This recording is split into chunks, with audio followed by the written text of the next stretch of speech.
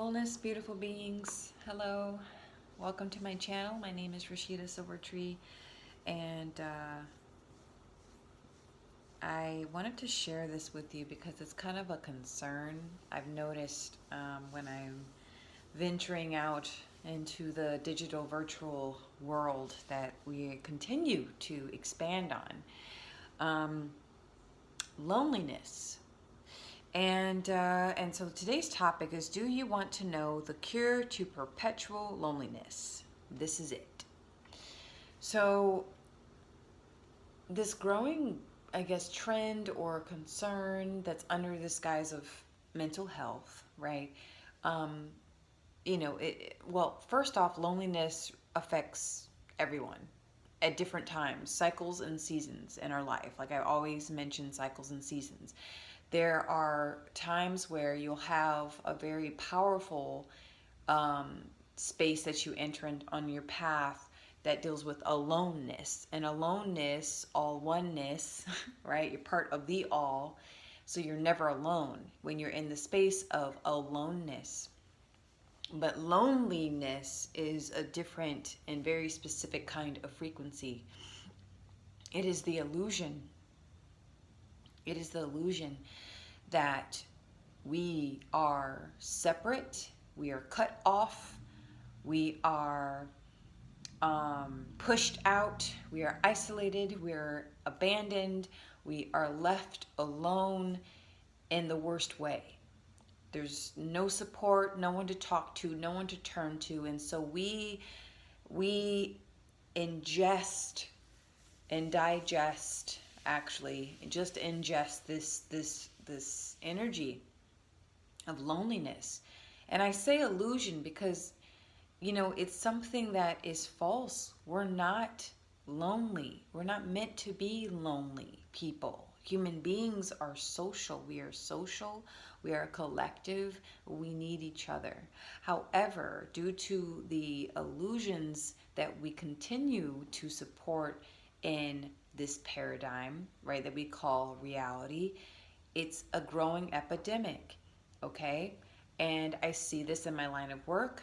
I've seen it in the past in the things I've done in my life, in the line of work that I've been involved in, and I see it presently, and I probably will continue to see this. And digital addiction has something to do with loneliness as well. But I've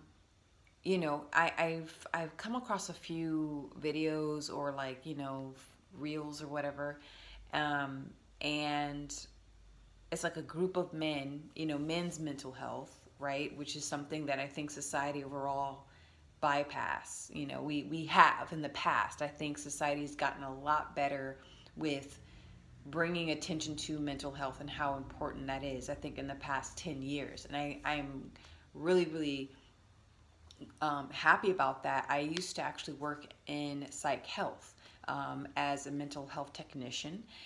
So I worked with people who had bipolar, schizophrenia, bipolar 1 and type 2, manic depression, people getting off or withdrawing from drugs, drug addiction, suicidal ideations, you name it, I've seen it. And I worked in that professional setting for about 2.5 years before I switched careers again. And so with loneliness and this topic, it's very, very sad, and I've had seasons and cycles in my life where I felt lonely. And even the past, like I think it was my birthday month in November, it was really rough for me. I detached and, was in the middle of doing some inner work, and my inner work involving forgiveness and, trying to reestablish myself with the self after a massive separation from another, a relationship, okay? And so, with loneliness, it's a silent epidemic. It's very quiet and it sneaks up on us. And we often feel isolated from the world. We often externalize this isolation and this neglect of, from others, right? From society, from our community, from people we care about and our friends. We hide our loneliness too due to shame and guilt. There's a lot of shame and loneliness. It's almost like, you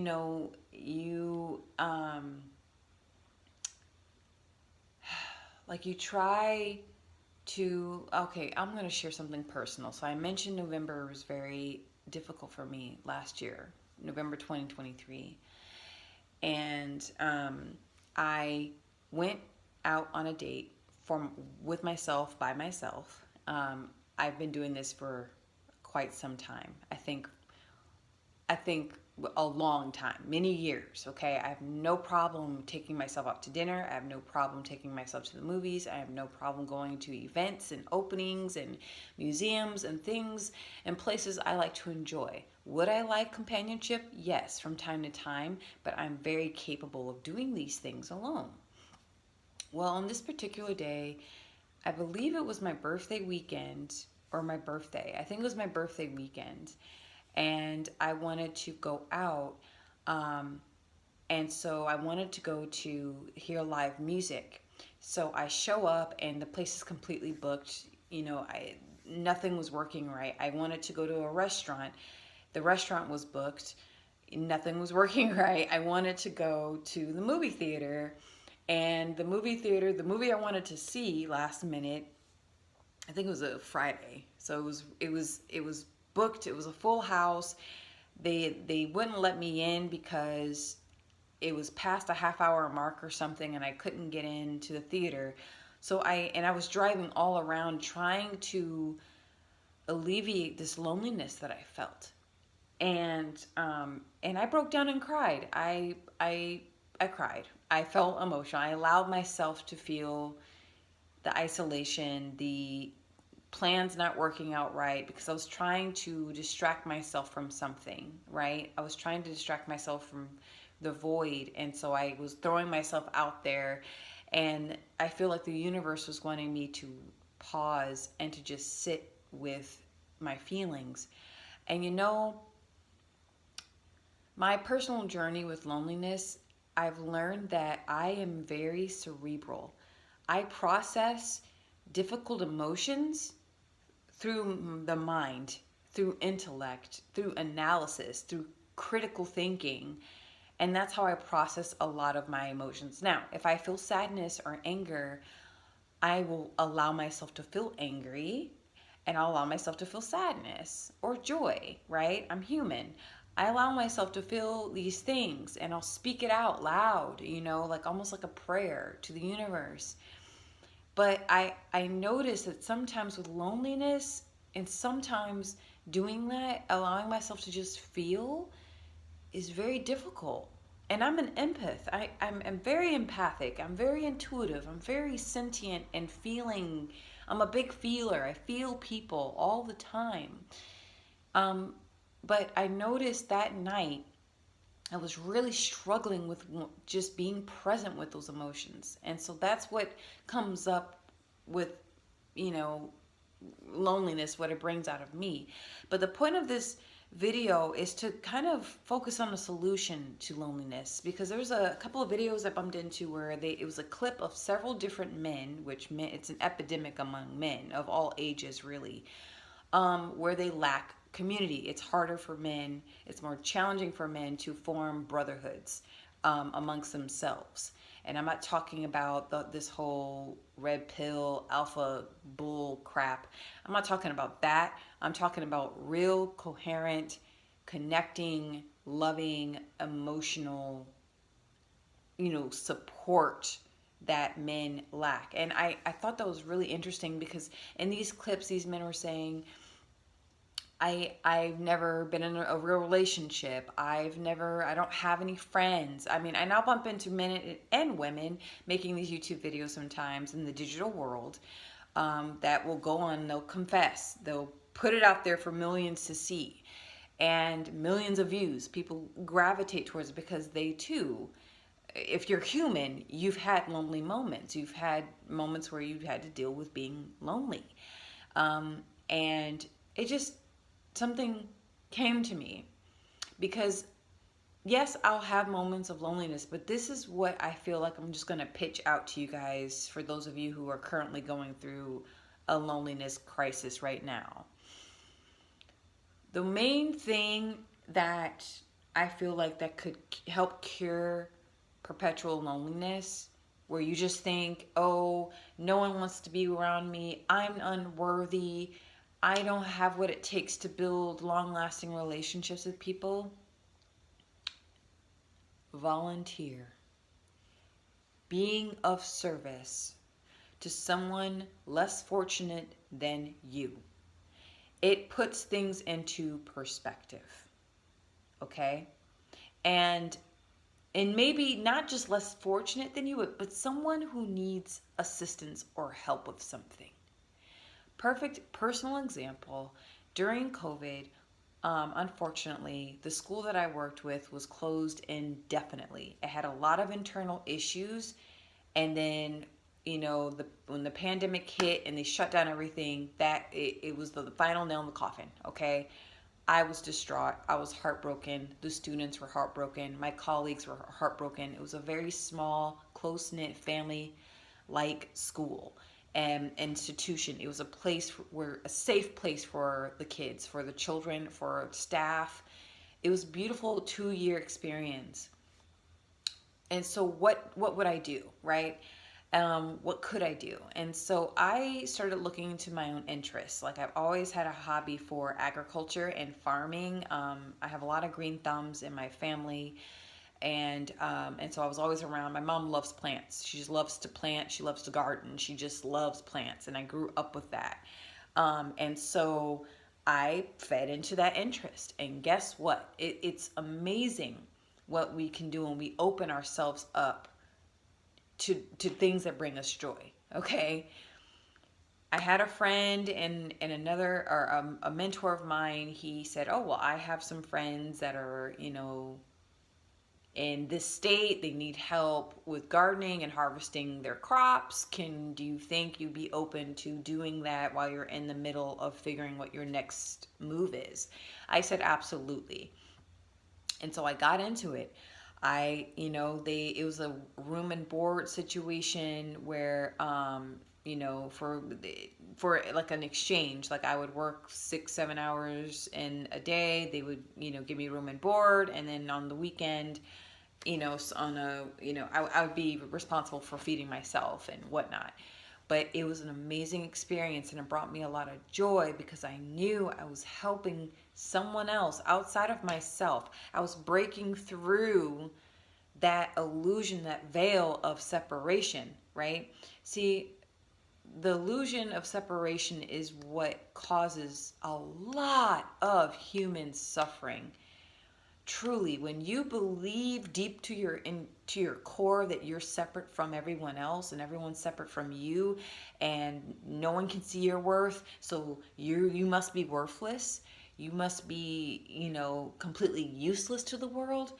That's a very deep dark hole that a lot of people enter into, and to the point where sometimes they'll draw violence out of them and anger, and they'll take everyone out with them, if you know what I mean, with the shootings that are taking place, or that are being televised, I should say, nationally and globally, or whatever.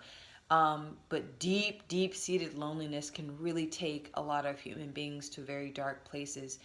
But one theme I really want to focus in on this year, and this is the point of this video, is being of service. Like, truly, if you love working with kids, all right, and you love their laughter, you love teaching and guiding, go volunteer at a school and help kids with literacy. Because guess what? In this digital age, literacy is going down the toilet. Okay, kids who should know how to write in cursive don't know how to write in cursive. Okay, writing and reading and comprehension and learning how to put critical thought from the mind to paper, that's going down the toilet. All right, and so go do that, right? If you are passionate about food and you're passionate about making meals, go to the food bank, go to a homeless shelter, and do that once or twice a week. Being of service really helps to break open that veil of loneliness. Now, some of you will say, well, I am not capable of physically going out to meet people. I have crippling, anxiety, or I have crippling depression, or this or that. And this is where you really need to challenge yourself. Find others like yourself. Truly, that is one of the biggest pros of this digital virtual reality that we're creating currently, is you can literally find like-minded, like-hearted people that are going through similar experiences. That's why you guys are tuning into my videos, and that's why I'm tuning into your messages and engaging with you, because there's a commonality, and with that commonality we can break through and cure our loneliness. That's why so many people create content, really. I mean, I feel like personally I'm developing a very rich life outside of the digital virtual world, because that's an important aspect of my life that I can't let go of. I have to be involved with people. That's in my heart. And some people are very afraid of people. I used to be very afraid of people for many, many years. Like from a child until I was about 16 years old, where I started to perform on stage and study music. And so that exposure, constant exposure of having to perform and create music and live performance in front of audiences at a very young age, like I think at 10. And then 16 is when I started singing and performing. Like that really, really helped. And so it's like, being of service to others, making yourself available for opportunities. That's creating opportunities for relationship, for meeting a potential girlfriend or boyfriend or partner, for meeting a potential employers. Okay, like I know internships have a really bad rep right now. In the 90s, early 2000s, internships were just like, oh, but now people are like, that's actually, like no pay, slavery type of stuff. I've heard horrible stories, and it's different now. People are paying attention to that type of deal. But back to the service thing, like you can formulate relationships with people just based off making yourself available to help or to assist. All right. And look, people are like, well, I want to get paid. I want to be paid for my labor. In this day and age, and I hope people are realizing, especially post lockdown, like at the end of the day, yes, money is very important. Okay. We all need to eat, right? We all need to keep the lights on and pay our phone bill. But at the same time, it's the relationships that get us through. It's the community that get us through moments like what we've been through 3 years ago, right? That started 3 years ago. So I just wanted to, make it a little bit more personal this time, because it's a very human experience, and people are always ashamed about talking about being lonely. Like, who wants to call up their mom or call up their family or their sibling or their cousin or their uncle or their long lost friend, and say, hey, I'm really feeling really lonely right now. Like that, you don't hear that. People aren't going to confess their loneliness. They might reach out and say, hey, what you doing this weekend? Oh, okay, you're busy. Okay. And so if you have a person in mind that that they keep to themselves all the time, dad, um, reach out to them and just hit them up, okay? Because a lot of the time people will always be defensive and they'll say, oh no, I don't need anybody. I don't like people. I say to myself anyway, I don't want to go over there. If you invite them continuously, one of those tries will say yes. And don't force people to be social when they're not social, okay? It could just make it a one-on-one if they prefer. But these are just potential solutions to, I find, a growing epidemic, and across the board. I mean, all ages, all creeds, okay? Wealthy, poor, female, male, or whoever, okay? Educated, uneducated, like all people from all walks of life. I come across so many patients, okay? I've come across so many patients who are dying alone. I witnessed a death where a patient died completely alone. No one showed up for them.